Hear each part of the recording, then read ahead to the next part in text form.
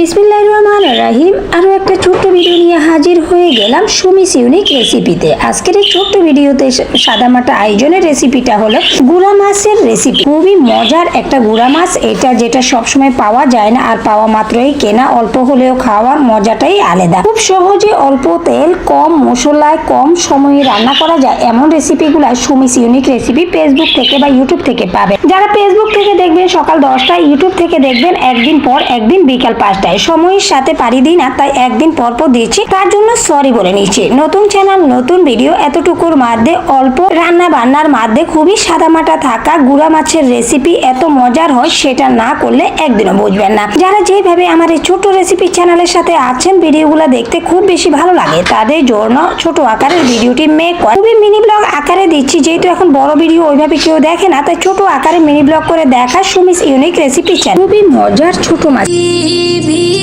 চিরখানি তুমি নিপুণ তোমার হাতে কিছু। আসসালামু আলাইকুম, সুমিস ইউনিক রেসিপিতে আরো একটা ছোট্ট ভিডিও নিয়ে হাজির হয়ে গেলাম। ছোট মাছ বা গুড়া মাছের রেসিপি, খুব সহজে মজাদার একটা রেসিপি শেয়ার করতে যাচ্ছি সুমিস ইউনিক রেসিপি চ্যানেল থেকে। যারা ফেসবুক, ইউটিউব থেকে আমার এই ভিডিওতে নতুন আসছেন, দেখছেন, লাইক ফলো দিতে ভুলে গেছেন, তাদেরকে অনুরোধ করব ছোট্ট একটা পেজ এবং চ্যানেল উঠানোর জন্য আপনাদের অনেক বেশি ভালো লাগা অবদান থাকে, যেটা আমরা মনের দিক থেকে অনেক বেশি মনোবল পাচ্ছি। আয়োজন নিয়ে ছোট মাছের রেসিপি এতটাই মজার হয়, আর এই মাছগুলা কিন্তু এখন ঢাকা শহরে পাওয়াই যায় না। অনেক বেশি পছন্দের যে জিনিসটা থাকে সেটাই হারিয়ে যায় কাছ থেকে। এই তো আজকে হঠাৎ করে এই মাছটা দেখা, আর সাথে সাথে অনেক বেশি দাম হলেও কিন্তু অল্প একটু মাছ নিয়ে আসা, আর আসার সাথে সাথে আমি এটাকে পরিষ্কার করে এইভাবে রেডি করে নিয়ে নিছি। আর নেওয়ার পরে আমি লবণ দিয়ে এটাকে 5 মিনিট একটু মেখে জেখে এইভাবে রাখছি। আর রাখার পরে মাশাআল্লাহ মাছগুলো একদম চকচকে সাদা এবং সুন্দর হয়ে যায়। এই পর্যায়ে খুব তাড়াহুড়া করে পাইপেন বসিয়ে দিলাম, আর হালকা একটু তেলও দিয়ে দিলাম, যেহেতু মাছগুলো আমি ফ্রিজে রাখবো না। আর এই মাছটা আমার খুব বেশি পছন্দের, এই জন্য মাঝের মধ্যে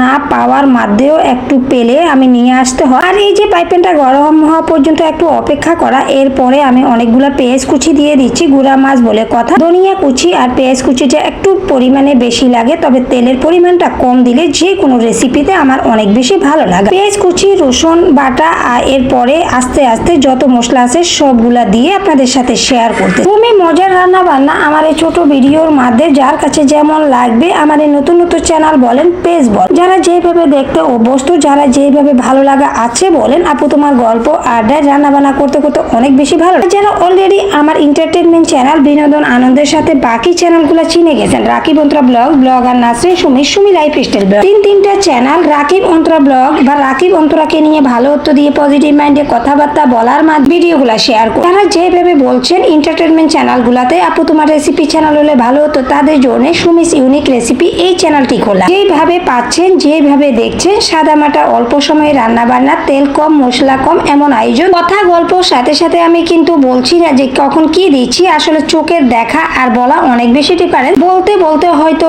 অনেক কিছু মিস্টেক হয়ে যায়, তাই দেখে নিলে অনেকে আমরা ভালো শিখতে পারি, দেখাইতে পারি। তো এই তো বাকি মশলাগুলা বলতে হলুদ, মরিচ, গুঁড়া মাছ বলেন আর ছোট মাছ বলেন, এই মাছে কিন্তু আহামরি মশলা ওই রকম লাগে না। হলুদ, গুঁড়া মরিচ আর লবণ, এইটুকু দিয়ে কিন্তু রান্নাটা খুবই সামান্য পরিমাণে মশলা দিয়ে যেহেতু আমি রান্না করি, তেল মশলা কম, এটা আমি প্রতিদিনই বলি আমার প্রতিটা রেসিপিতে। এই তো মশলাগুলাকে একটু নাড়াছাড়া করে তারপরে সামান্য পরিমাণে পানি দিয়ে এটাকে ভালো করে কষিয়ে নেব। আর এর মধ্যে বড় সাইজের একটা টমেটো কুচি এভাবে দিয়ে দিছি, যেহেতু এগুলো আমার পজন করা হোক আর এমনি নর্মালি বা থাকুক, টমেটো কিন্তু আমার প্রতিটা রেসিপিতে দিলে কালারটা ভালো লাগে, খেতেও ভালো মজা। তো এই তো টমেটো থেকেও হালকা একটু পানি বের হয়ে যাবে, যেহেতু এটা ফ্রিজে ছিল। আর এর মধ্যে বাড়তি পানি না দিয়ে এটাকে একটু নেড়ে ছেড়ে এভাবে কষিয়ে নিলে কালারটা ভালো আসে। আর গুঁড়া মাছের মশলাটা যত বেশি কষাবে ততটাই, যেহেতু মাছ দেওয়ার পরে অতটা নাড়াছাড়া করা যায় না, গুঁড়া মাছের কাটা বের হয়ে যায়। আর বাচ্চারা তো এমনিতেই খাবে না, আমার 2 ছেলে তো গুঁড়া মাছ দেখতেই পারে। তার মধ্যে আমার খুব মজার মাছ আয়োজনে আমি কিন্তু এটা ফ্রিজে রাখিনি, সাথে সাথে রান্না করছি, কারণ দুপুর বেলা খাওয়ার জন্যই এটা ভালো লাগে। এই তো মশলাগুলাকে কষিয়ে আমি এখন মাছগুলা সব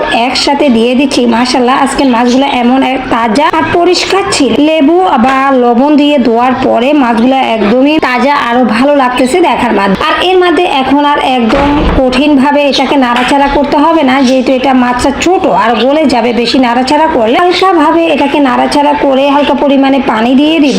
আর এটা দিয়ে কিন্তু পানিটা গুঁড়া মাছে একবারে দিতে হবে। এই মাছটার রান্না কিন্তু অতিরিক্ত ঝোল রাখলে ভালো লাগে না, যেটা পাতুরি বলে বা মরিচ খোলা বলে। ওই আমার এই রান্না বান্না গুলা ছোট আকারে থাকা বা মিনি ব্লগ দেওয়া, যার কাছে যেমন লাগছে, যারা পুরো আয়োজনে ভালো লাগার মধ্যে ফুল ওয়াচ করছে, তারা বুঝতে পারেন যে কতটুকু ভালো লাগা, কতটা মজার রেসিপি এটা হতে পারে। এই তো আমি হালকা ভাবে মশলার সাথে মাছটাকে মিলিয়ে তারপরে পরিমাণ মতো একটু পানি দিয়ে দিচ্ছি, যেহেতু মাছটা সিদ্ধ হবে। এরপরে একটু যেহেতু তাজা মাছ, এটা সামান্য পরিমাণে ঝোল রাখবো, যেটা একদমই মাখা মাখা হিসেবে মাছের গায়ে লেগে থাকে এইরকম ঝোল। আর এই মাছটা দিয়ে না দুপুর রাত্রে খাওয়া গরম ভাতের সাথে এতটা ভালো জমে। এই রেসিপিটা আমার সব সময়ই থাকে, সব সময় তো আর ইউটিউব ফেসবুকে একসাথে একই ভিডিও বারবার দেওয়া যায়। আমি অনেকভাবে করার চেষ্টা করি, যখনই যাই পাই, যখনই যেভাবে করি, ইনশাআল্লাহ এবারের মতো যেহেতু রেসিপির চ্যানেল হয়ে শেয়ার করব আপনাদের সাথে। আমার এই ভালো লাগা ছোট ছোট রেসিপির ক্লিপ গুলা কোন অংশে কতটুকু ভালো লাগবে তারপর বলবো, যেহেতু নতুন চ্যানেল নতুন পেজ, দেখতে দেখতে কোনো একটা ভিডিও কোনো একটা চ্যানেলে ভালো লাগা চাইলে আমার এই ছোট ছোট চ্যানেল গুলা সাবস্ক্রাইব করে পাশে থাকা বেল আইকনটি ক্লিক করে দাও। সব দিন এবং সময়ের সাথে ভালো লাগার কোনো একটা অংশ আমার এই রেসিপিতে থাকা আপনাদের অনেক আনন্দ দিয়ে কথা বলতে পারা,